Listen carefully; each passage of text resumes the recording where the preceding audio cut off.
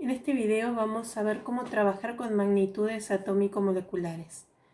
Estas son magnitudes, o sea, cosas que se pueden medir referidos a átomos o moléculas. De ahí el nombre. Vamos a comenzar viendo lo que es masa atómica y molecular. No se puede medir directamente la masa de un átomo, por ejemplo, o de una molécula como hacemos con cualquier objeto en una balanza, debido a que son muy pequeños.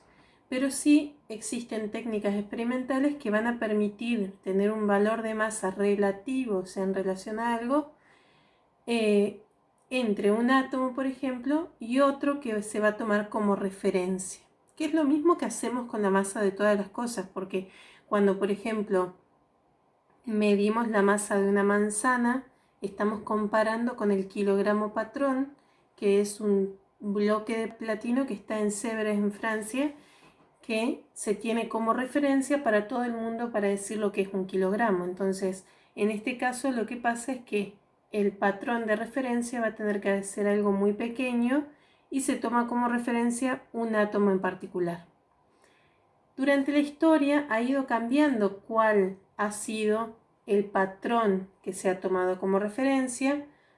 En un momento se tomó el hidrógeno, por ejemplo, y en este momento histórico se toma como referencia el isótopo de carbono 12.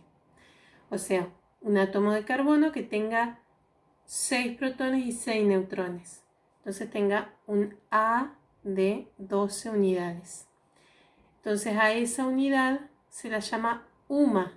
Entonces se define como unidad de masa atómica o UMA a la 12ª parte, o sea, si el átomo de carbono lo divido en 12 pedacitos, un pedacito de ese átomo de carbono, la 12ª parte de la masa de un átomo de carbono 12.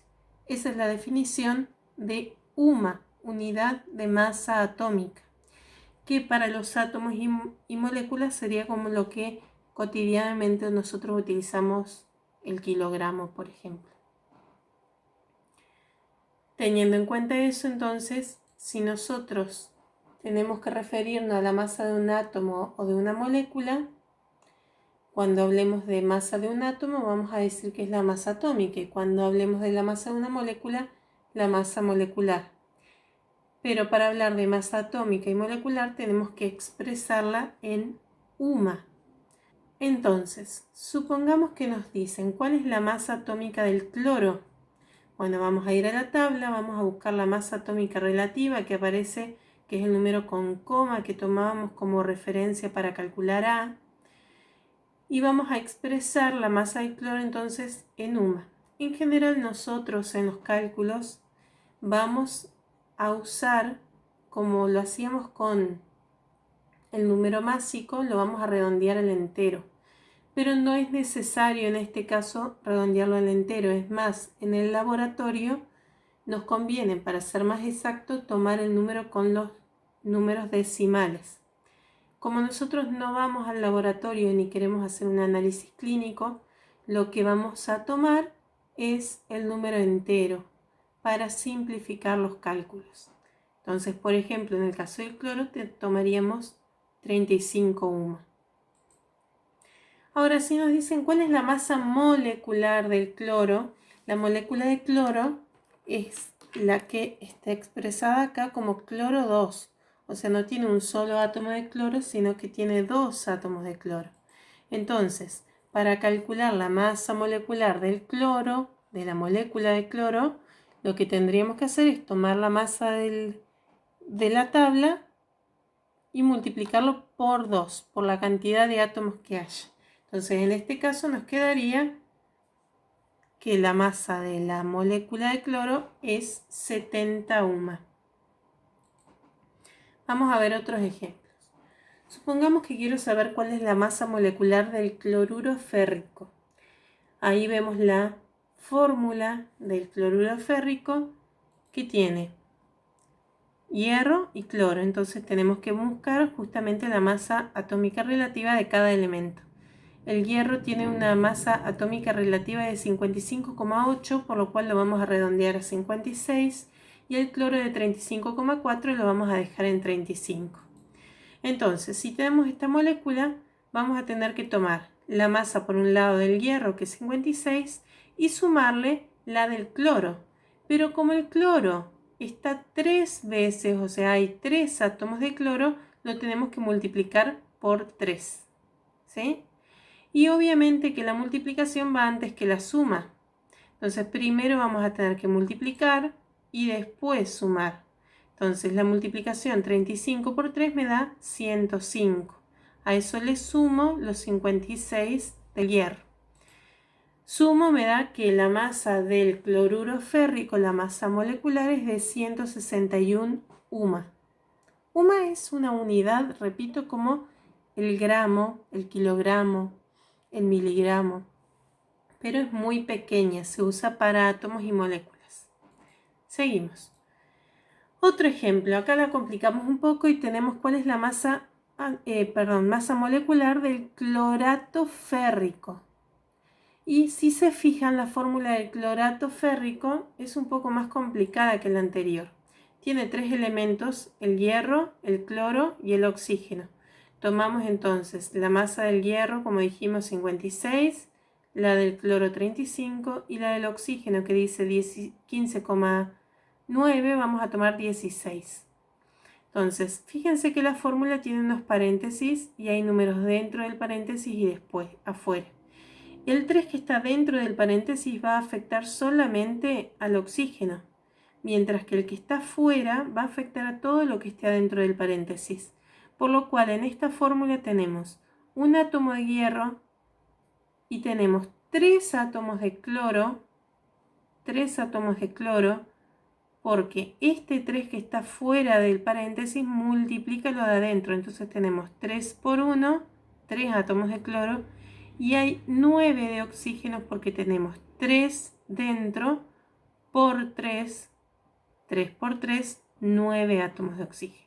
Entonces, para calcular la masa vamos a tener que tomar en cuenta estos paréntesis. Tenemos, por un lado, la masa del hierro, que es 56, más la del cloro, que es 35, pero ya fíjense que la vamos utilizando el paréntesis, más la del oxígeno, que es 16, pero tengo que multiplicarla por 3 porque dentro del paréntesis el oxígeno tiene un 3. Y todo esto que está dentro del paréntesis lo tengo que multiplicar por 3. Y acá se resuelve como un ejercicio combinado de matemática. Puedo resolver el paréntesis y después multiplicar por 3. O también puedo, por ejemplo, aplicar distributiva con este 3.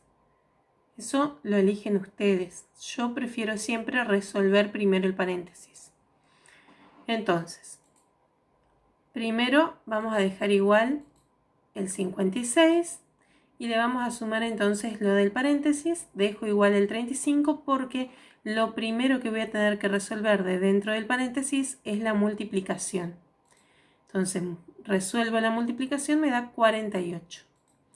Una vez que resolví la multiplicación, sí, voy a resolver la suma. Entonces, 35 más 48 me da 83. Y a ese paréntesis ahora lo voy a tener que multiplicar por 3. Como ahora me va a quedar una suma y multiplicación, resuelvo primero la multiplicación. Entonces me queda 56 más 249. Y ahora sí, resuelvo la suma y me da 305 UMA.